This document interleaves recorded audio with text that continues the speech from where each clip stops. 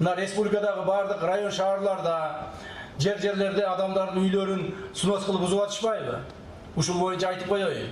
Урматтуу жетекчилер, адамдын үйүн бузаардын алдында сөзсүз ал адам менен сүйлөшкүлө. Ал дагы адам кайсыл бир эмгек менен, кайсыл бир өзүнүн күчү менен, ою менен ошол үйдү салган эле.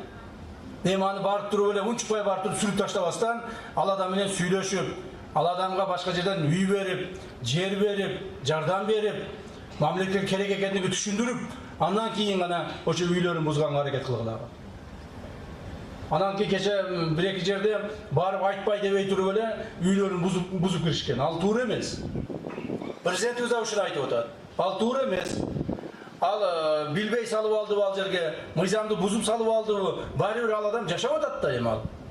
Жашап атат да, анан баары бир анын жашаган үйүнөн эле кууп чыгып эле үйүңдү бузуп эле бар талаага бар деп кууп жүрсө, андай болбош керек. Ошондо ар бир жетекчилер эсиңерге тутуп алгыла. Анан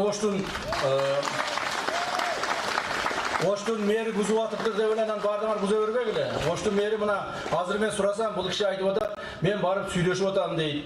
Үй берип атам, участок берип атам, анча-мынча макул болбогондор да бар. Алар менен дагы да сүйлөшүп атам деп ушинтип айтып атат.